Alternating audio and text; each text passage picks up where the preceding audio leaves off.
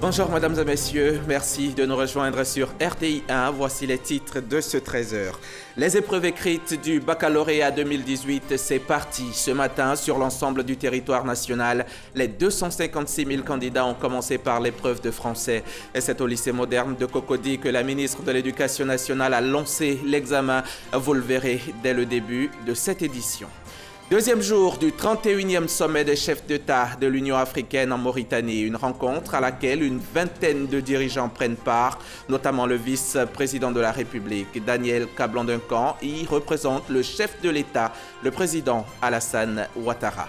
La Cour constitutionnelle malienne a provisoirement validé 17 candidatures pour le premier tour de l'élection présidentielle prévue le 29 juillet prochain. Certains dossiers, dont celui de Dr Cheikh Modibo Diarra, ont été rejetés parce qu'incomplets. Les candidats concernés peuvent introduire un recours. Après les épreuves orales qui se sont déroulées du 19 au 29 juin dernier, les épreuves écrites du baccalauréat 2018 démarrent ce lundi partout en Côte d'Ivoire et ce jusqu'au vendredi 6 juillet. La ministre Kandia Camara a lancé l'examen au lycée moderne de Cocody avant de visiter quelques centres afin d'exhorter les 256 000 candidats à travailler sans tricher. Le reportage de Ouattara Amadou Walter dans quelques instants seulement. Et pour les résultats, les candidats du baccalauréat 2018 seront fixés sur leur sort le mardi 24 juillet, tout comme partout en Côte d'Ivoire. C'est dans le Béquet également que les épreuves ont eu lieu et elles ont démarré par le français. Et les 13 000 candidats ont donc démarré l'examen ce matin dans une globale sérénité, mais les épreuves ont eu lieu au collège Henri Poincaré, certainement avec un petit retard car les enseignants n'ont pas répondu présent pour la surveillance des compositions. Le constat de Soro Corona de la station régionale RTI Boaké. Disposition particulière au portail du collège TCF de Boaké ce lundi 2 juillet. Fouille systématique des sacs. Disposition pour lutter contre la fraude au bac. Dans la région de Béquet, ils sont 13 000 candidats à frapper aux portes des universités et grandes écoles ivoiriennes. C'est par l'épreuve de français que le baccalauréat session 2018 a débuté. Les candidats sont invités à considérer ces épreuves comme des devoirs de classe. L'année scolaire a été calme, paisible au niveau de toute la région de Béquet. Donc nous osons espérer qu'à l'instar des élèves du primaire, que cette année la moisson sera bonne au niveau de toute la région. Pour des résultats crédibles, le ministère de l'Éducation nationale, de l'enseignement technique et de la formation professionnelle a interdit les téléphones portables dans les centres de composition. Tout candidat qui serait pris avec un téléphone portable sur lui dans le centre actuellement, les 15 minutes étant passées, il est expulsé du centre et il est mentionné sur sa copie fraude. Si dans ce centre tout se passe comme prévu, ce n'est pas le cas au collège Henri Poincaré de Boaké. Il est 8h30. Les candidats attendent toujours les surveillants pour le début des épreuves. Le collège Henri Poincaré est bien clôturé et fermé. Nous avons donc interdit formellement que les élèves ne sortent. Et nous avons demandé au président du jury de lancer ces épreuves dans au plus 15 minutes. Un certain nombre d'agents des différents services ont été réquisitionnés pour assurer la surveillance. Les épreuves écrites du baccalauréat session 2018 prennent fin le vendredi 6 juillet prochain. Les résultats sont attendus pour le 24 juillet à 14 h dans les centres de composition. Les épreuves écrites du baccalauréat 2018, c'est donc parti. Le nombre de candidats est connu, 256 000, un peu plus de 256 000 sur l'ensemble du territoire ivoirien. Et c'est au lycée moderne de Cocody que la ministre de l'Éducation nationale a lancé l'examen. Le reportage de Ouattara Amadou Walter. Épreuve écrite du baccalauréat, section 2018, lycée moderne Cocody. Les candidats soumis au contrôle sécuritaire avant tout accès au centre. Il est 8 h lorsque la ministre de l'Éducation nationale, de l'enseignement technique et de la formation professionnelle distribue les copies de l'épreuve de français. Elle exhorte les 707 candidats de ce centre à composer dans la sérénité et à éviter toute forme de tricherie. Après Cocody en gré, cap est mis sur les deux plateaux. L'Institut de technologie et spécialité accueille 595 candidats. Des candidats des séries G2, électronique et F2, comptabilité. Le courage des candidats libres est salué. On a d'abord fait le BT, mais avec le BT, on n'arrive pas à faire plusieurs concours. Donc je vais faire le bac pour essayer de mettre ensemble et puis faire le concours de la fonction publique. Ici, on note l'absence de 10 candidats. La délégation achève son parcours au Collège moderne du Plateau, où composent 536 candidats, dont 57 avec handicap. Ces candidats disent être confiants. Assez galvanisé pour passer le bac. C'est vraiment une grâce de recevoir Madame le ministre dans notre classe. On va faire du mieux que nous pouvons pour quitter cette classe de terminale. Pour le moment, c'est abordable. Je suis confiante parce que je me suis bien préparée. La ministre ne manque pas d'encourager ses candidats malvoyants et malentendants. Le constat, c'est que l'examen du baccalauréat vient de commencer dans de bonnes conditions. Ce qui me réjouit dans cette dernière visite de centre ici, c'est que cette année, nous avons 59 candidats vivant avec un handicap. L'égalité de chance et l'équité doivent être assurées à tous les enfants ivoiriens. Dans l'ensemble, tout se déroule bien. Pour le bac, toutes séries confondues, session 2018, 256 452 candidats composent au plan national dans 415 centres. Voilà pour le chapitre baccalauréat 2018 et nous y reviendrons plus largement ce soir dans le 20h.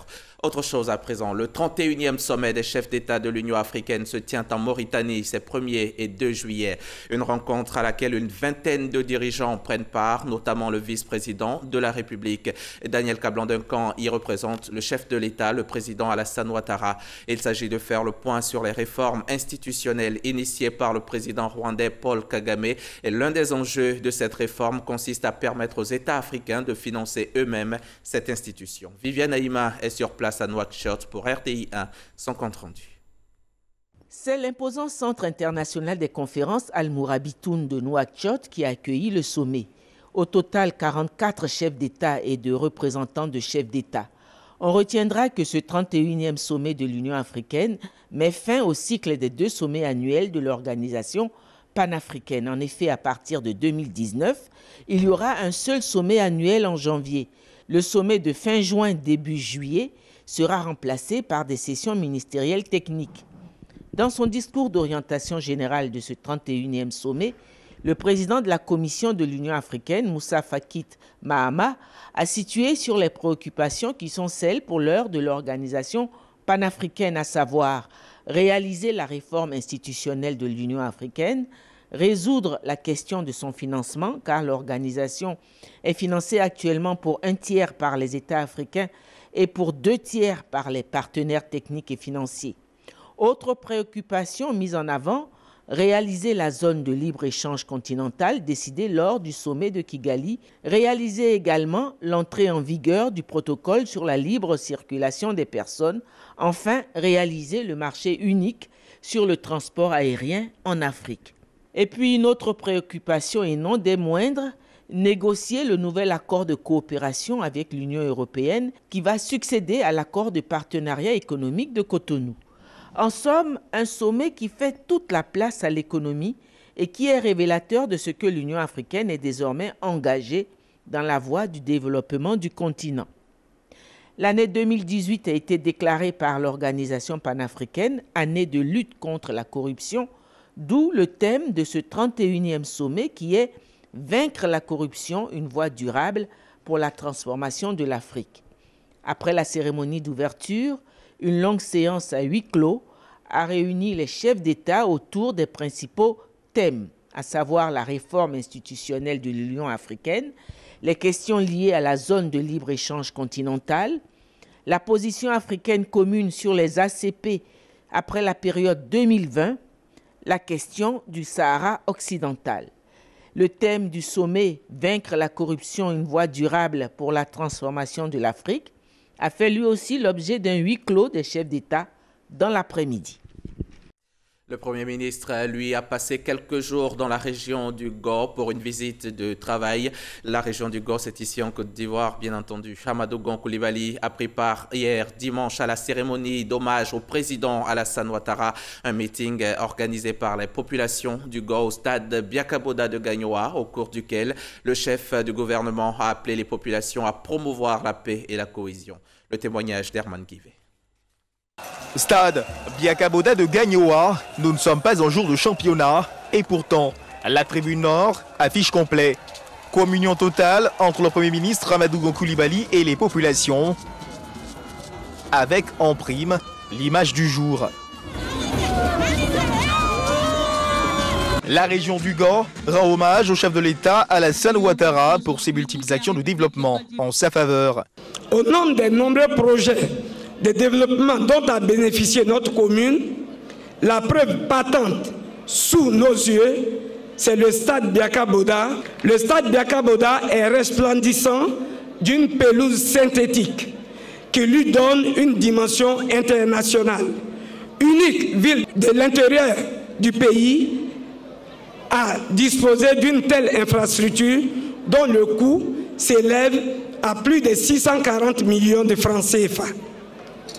Monsieur le Premier ministre, je voulais saisir la présente occasion pour vous demander, au nom du conseil municipal de Gagnoa, mais surtout au nom des populations de Gagnoa, de traduire au couple présidentiel l'infinie gratitude de la commune pour tous ces projets de développement, mais particulièrement à celle que nous avons baptisée Ozoa pour sa grande magnanimité, pour avoir consenti à offrir cette pelouse synthétique à notre stade.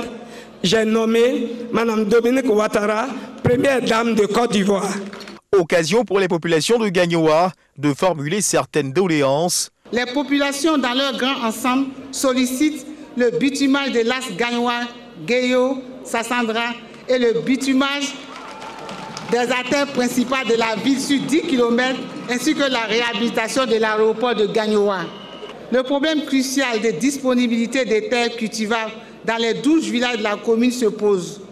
Nous sollicitons donc votre intervention pour que l'aménagement urbain en tienne compte. Cette disponibilité des terres cultivables est une question de survie des populations des villages de la commune. Nous offrir un marché moderne digne de la grandeur du Gao.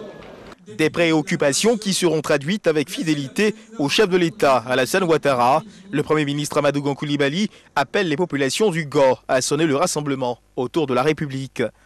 Le lancement des travaux d'infrastructure à Ouragayo, à Guibéroa, à Galébré et la mise en service de l'unité de traitement d'eau à Gagnoa traduisent l'ardente volonté du président de la République et du gouvernement de répondre aux sollicitations de votre région. Ensemble, rassemblés, nous travaillerons sous la haute autorité du président de la République afin de relever tous les obstacles à l'émergence de la région du Gao. La région du Gao prendra bel et bien sa place dans le train de l'émergence de la République de Côte d'Ivoire. Pour cela, nous devons renforcer notre cohésion et préserver la paix, qui sont les conditions indispensables à la poursuite de l'œuvre de construction de notre cher pays. Nous irons aux prochaines élections municipales et régionales en RHDP, parti unifié. Cette alliance, nous devons l'élargir sans délai. Nous devons l'ouvrir à toutes les Ivoiriennes et à tous les Ivoiriens, épris de paix et soucieux de participer au développement de la Côte d'Ivoire. Filles et fils du Gao, donnons une chance véritable à la paix des cœurs et des esprits. Des pas qui trépignent sur un rythme qui séduit, les populations de Gagnoa ont à leur manière célébré le chef de l'État, Alassane Ouattara. Et juste après ce meeting, Amadou Gon Coulibaly a soulagé environ 40 000 personnes en leur offrant de l'eau. Le Premier ministre a procédé à la mise en service de la station de traitement d'eau de Gagnoa, une unité dont les travaux ont coûté plus de 800 millions de francs CFA. Les précisions d'Abou Sanogo. Le Premier ministre Amadou Gon Coulibaly rend opérationnelle l'unité de traitement d'eau de Gagnoa. La mise en service de cette nouvelle station va permettre de ramener le déficit de production de 60 à 30% que connaît la ville de Gagnoa. Ainsi donc, des quartiers de la ville situés en hauteur vont connaître une amélioration en desserte d'eau. Coût de travaux, 800 millions de francs CFA. Le président de la République a déjà lancé un grand projet d'approvisionnement des villes de Saint-Fra et de Gagnoa en eau potable à partir de Yamsokro. Ce projet est en cours d'exécution et le délai contractuel donc, pour son achèvement est de 24 mois. Mais en attendant et pour soulager donc, les populations donc, de Gagnoa, donc, où nous avons constaté un déficit en matière d'eau potable, donc, la SODECI et l'ONEP ont décidé donc, de mettre en place cette unité donc, de traitement qui permet d'apporter 2000 m3 donc, supplémentaires donc, au niveau donc, de Gagnoa. Ce qui soulage, on m'a dit, environ 5-6 quartiers donc, au niveau de Gagnoa.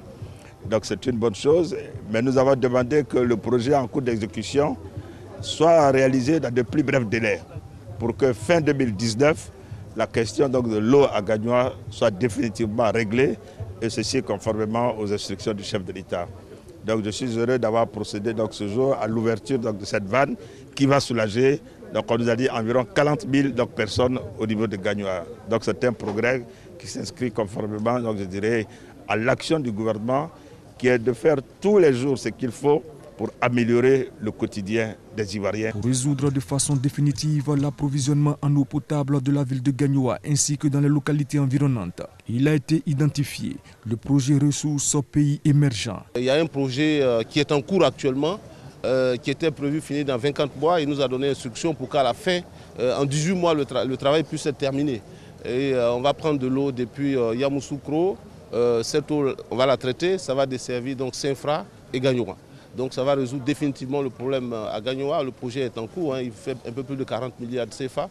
Mais cette unité, c'était vraiment pour soulager la population. Les travaux d'installation de cette unité compacte sur le site de production ont consisté en la fourniture et l'installation d'une unité compacte d'égrement de 100 m3/h.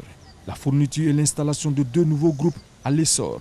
La réhabilitation et la modernisation des dispositifs de puissance et d'automatisme et l'aménagement de la station.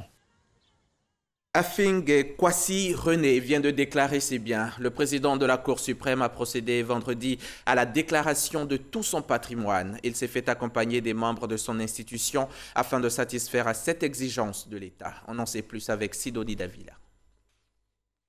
Afing Kwasi René, président de la Cour suprême, est arrivé aux environs de 11 h vendredi dernier dans l'enceinte de la Haute Autorité pour la bonne gouvernance pour faire sa déclaration.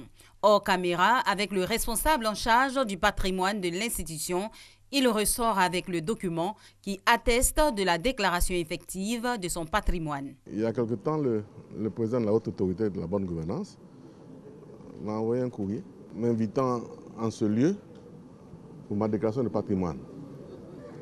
Je n'ai pas hésité un seul instant, parce que en tant qu'assujetti qui accepte avec plaisir de remplir son devoir. À caractère strictement individuel et confidentiel, la déclaration de patrimoine est une mesure de prévention des actes de corruption et des infractions assimilées. Pour celui qui fut le tout premier responsable de la Haute Autorité pour la bonne gouvernance, de 2013 à 2015, c'est non seulement une joie d'accomplir son devoir civique, mais aussi de retrouver ses anciens collaborateurs. Déclarer si bien, c'est donc faire preuve de civisme, tout comme respecter les symboles de l'État et le salut aux couleurs également. Et justement, dans le cadre de la tournée mensuelle des institutions et structures d'État pour la promotion du drapeau national, le ministre Sidi Tiemoko Touré était ce matin à Trècheville, au siège de l'UGTCI, l'Union nationale, l'Union générale des travailleurs de Côte d'Ivoire. Sur place, l'on a monté le drapeau sur fond d'hymne national. Franck Quadio. Le drapeau national, les couleurs orange, blanc et vert s'élevant dans le ciel, une cérémonie hommage à ce matin au siège de l'Union générale des travailleurs de Côte d'Ivoire à Trècheville. Le respect du drapeau, l'identité visuelle et l'hymne national, l'identité sonore, ainsi que les autres symboles que sont la devise, les armoiries, le portrait du chef de l'État, un devoir pour le travailleur. Cette manifestation vient donc une fois de plus rappeler le rôle et le devoir de chacun d'entre nous envers la République. Monsieur le ministre, vous avez pris l'engagement de faire du respect de la promotion des valeurs de la République un devoir citoyen. Nous nous engageons à nous y inscrire. Satisfaction donc pour le ministre de la Promotion de la Jeunesse, de l'Emploi des Jeunes et du Service civique. Sidi Tiamoko Touré a aussi insisté sur l'intégration de ces valeurs citoyennes pour toutes les couches sociales vivant en Côte d'Ivoire. L'horizon 2020 ne sera un succès que si nous traduisons dans nos faits et gestes quotidiens les valeurs cardinales du civisme et de la citoyenneté. Relever ce défi existentiel, notre pays nous impose de changer de mentalité, de comportement pour devenir des citoyens dignes et responsables avec des réflexes citoyens. Les travailleurs de Côte d'Ivoire, pour leur part, disent avoir bien perçu le message. Chaque premier lundi du mois, en réponse à cette recommandation de l'État, ils entendent rendre honneur ici même au drapeau national. La ville balnéaire de Grand-Bassam a abrité depuis lundi dernier la 3e session internationale de réflexion stratégique. La rencontre a pris fin vendredi par d'importantes décisions au profit des États et les nations ayant connu des crises ont pu définir des stratégies de défense. Les précisions de Mamadou Kouassi. Fini la 3e session internationale de réflexion stratégique organisée par le ministère d'État, ministère de la Défense. Une rencontre qui a mobilisé une quarantaine de participants venus de 20 pays africains. Au cœur de cette 3e session, la reconstruction de l'outil de défense post-conflit, cas des pays africains. Sujet qui a permis aux différents intervenants de faire des propositions pour maintenir l'outil de défense intact. Cette stratégie africaine, africano-africaine de reconstruction de l'outil de crise repose sur 3 paramètres essentiels. D'abord, une doctrine de l'armée. Une doctrine qui essaye de fixer le cap, qui essaie de s'approprier véritablement la politique de défense. Mais une doctrine contextualisée. Il y a maintenant la question de l'État-nation, c'est-à-dire comment s'articule la défense populaire. Représentant le ministre d'État, ministre de la Défense, Jean-Paul Malan, directeur de cabinet, a salué la mobilisation des États à ressouder les liens entre les armées sur l'outil de défense des nations. La reconstruction de l'outil de défense après une période de crise est un processus délicat, mis en œuvre dans un contexte sensible, marqué par l'absence de confiance entre ex-belligérants. Par conséquent, cette reconstruction doit être progressive, graduelle et caractérisée par le réalisme, le pragmatisme des acteurs capables d'opérer des choix simples, clairs et réalisables. Pour marquer leur passage à cette 3e session internationale de réflexion stratégique, les 40 auditeurs, tous des officiers supérieurs, ont reçu des diplômes de participation. Et il faut rappeler que cette 3e session s'inscrit dans le cadre des activités de l'Institut d'études stratégiques et de défense. Un mot d'économie dans ce journal. L'agence Côte d'Ivoire PME, en partenariat avec le Centre du commerce international, a organisé récemment une rencontre avec les PME vertes de Côte d'Ivoire. L'objectif était de sensibiliser ces acteurs de l'économie verte sur les opportunités de financement des projets en faveur de la lutte contre le réchauffement climatique et les informer sur les processus appropriés afin de bénéficier des fonds disponibles pour les accompagner. Le reportage de Nadia Idja dans un récit de Jean-Jacques Kwameala. La question du financement des PME reste un défi majeur pour les acteurs de l'économie verte. En cause, l'ignorance des méthodes adéquates pour l'acquisition de fonds d'appui disponibles. L'agence Côte d'Ivoire PME, soucieuse du développement de ces entreprises, a organisé une rencontre en vue d'orienter ces structures sur la finance verte. C'est de nouveaux secteurs d'activité qui ne sont pas toujours faciles à financer. Donc il est important de pouvoir doter les PME de suffisamment d'informations, d'outils pour qu'elles sachent comment approcher les banques. Une initiative importante pour la croissance de ces PME. Nous avons tous des projets très intéressants à 2 maillons essentiels qui nous manquaient, l'accès au financement, à la finance verte et un encadrement de pointe. S'inscrivant dans cette dynamique, la directrice générale du Centre du commerce international présente à Abidjan a insisté sur l'opportunité que représente l'économie verte pour le continent africain. C'est surtout une opportunité économique. C'est une opportunité à 1 milliard de francs CFA. Donc c'est un marché important et c'est un marché que l'Afrique ne devrait pas rater. En plus du Fonds pour l'environnement mondial, de la Banque mondiale et des fonds internationaux, les PME vertes sont appelées à profiter des fonds d'un montant de 15 milliards de francs CFA mis à leur disposition dans 2 banques de la Côte d'Ivoire. Les responsables du transport en Côte d'Ivoire continuent leur tournée de sensibilisation pour une bien meilleure organisation du secteur. À Tébissou, la délégation départementale qui vient d'être installée a pour mission de fédérer tous les syndicats de transporteurs au sein du Haut Conseil du patronat des entreprises de transport routier en Côte d'Ivoire. Le reportage de nos confrères de RTI Boaké. Plus de 350 syndicats dans le secteur du transport routier en Côte d'Ivoire. Cette pléthore de représentants des acteurs dans le secteur est à la base de l'anarchie qui règne chez les transporteurs. De l'anarchie, du vol, du banditisme. Les passagers partaient n'importe comment et ça n'arrangeait pas la population, ça n'arrangeait pas nous transporteurs. Pourtant, le transport routier constitue l'un des poumons de l'économie ivoirienne. Pour mettre de l'ordre dans le milieu du transport, ces syndicats ont décidé d'unir leurs forces. Depuis quelques années, le Haut Conseil du patronat des entreprises du transport routier en Côte d'Ivoire tente de réorganiser le secteur. Les régions et départements du pays sont visités pour l'installation des différentes délégations. Le directeur général de cette structure a officiellement installé le délégué de Tébissou. L'idée aujourd'hui pour les entrepreneurs, c'est de tout faire pour que l'organisation du secteur du transport devienne une réalité afin que la question de la mobilité de nos populations soit assurée en toute sérénité, dans la sécurité, dans un environnement de responsabilité des acteurs du secteur du transport. La question de la richesse de la compétitivité des entreprises de transport routier en Côte d'Ivoire, que ce soit des petits transporteurs ou des grands transports, deviennent une réalité avec ce qu'on appelle un Ivoirien nouveau, c'est-à-dire un transporteur nouveau. Ibrahima Diaby a exhorté les transporteurs à abandonner la course à l'argent pour faire place à l'organisation. Cette action de cohésion est bien perçue par les autorités administratives. Des tickets du Haut Conseil du patronat des entreprises du transport routier de Côte d'Ivoire ont été remis aux responsables locaux pour faciliter leur travail sur le terrain.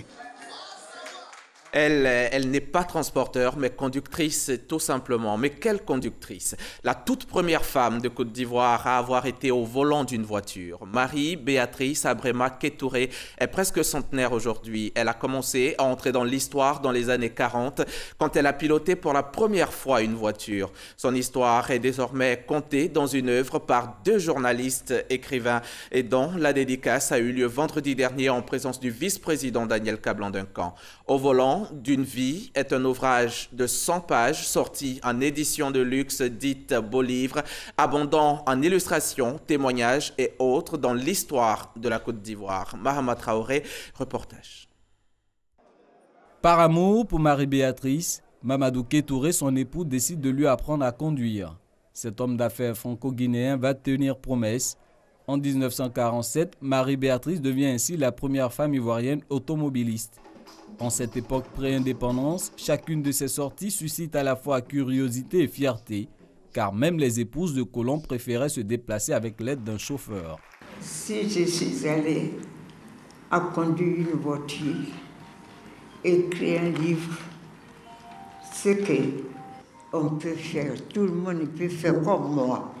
Madame Marie-Béatrice Abrema Kétouré aura été en réalité une des toutes premières africaines, par son indépendance, à réclamer pour la femme une meilleure place dans la société. À 92 ans aujourd'hui, Dame Marie-Béatrice Abrema Kétouré continue de faire l'histoire. Son exploit des années 40 est désormais compté dans un livre de 100 pages intitulé « Au volant d'une vie ». Ouvrage co-signé Agnès Crédy et Alex Kipré, tous 2 journalistes au quotidien Fraternité Matin. Dans une nation qui compte et qui veut compter, l'histoire des femmes et des hommes qui font l'histoire sont écrites pour être conservées dans les mémoires, écrites pour vaincre le temps, écrites pour témoigner de notre histoire commune, écrites pour éviter les départs sans trace. Dans ce livre, les auteurs s'intéressent aussi à la vie de la veuve Kétouré, une illettrée mère de 8 enfants confrontée au défi de la gestion du patrimoine laissé par son défunt conjoint. Défi relevé selon l'un des premiers lecteurs de cette œuvre, le vice-président Daniel Kablan-Duncan. Si je devais résumer mes impressions après la lecture de son livre, je les traduirais à travers les mots forts suivants. Parcours extraordinaire d'une femme ordinaire devenue une femme exceptionnelle. Le fait donc pour la femme de s'approprier la conduite automobile lui garantit sa mobilité et par-delà constitue l'un des moyens pour faciliter son émancipation et son autonomisation. De 2014 à 2018, 986 544 permis de conduire, toutes catégories confondues, ont été délivrés selon le ministère des Transports. Les femmes représentent environ 9% des titulaires. Et avant de nous quitter, donc, nous allons partir au Mali, où la Cour constitutionnelle a proclamé samedi 30 juin la liste provisoire des candidats à l'élection du président de la République. 17 personnes retenues pour le moment participeront au scrutin du 29 juillet prochain. Un des candidats est le chef de l'État malien sortant, Ibrahim Boubacar Keïta. 5 de ses anciens ministres sont également en liste. Les candidats recalés, essentiellement pour dossier incomplet, peuvent introduire un recours. Merci de nous avoir suivis. Merci de votre confiance. Et si vous le voulez, vous pourrez voir ce journal sur notre application RTI Mobile et RTI.ci. Et bonne journée sur la chaîne qui rassemble.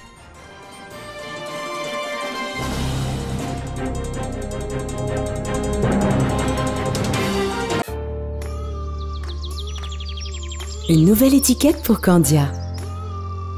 Candia le lait, onctueux, soyeux, crémeux. Candia, c'est le bon goût du lait. Moi, c'est Candia. Bienvenue sur MyCMU, votre application mobile pour tout savoir sur la couverture maladie universelle CMU. Simple d'utilisation, MyCMU facilite la vie des assurés en donnant toutes les informations utiles. MyCMU fonctionne sur les téléphones Android et ne nécessite pas de connexion Internet.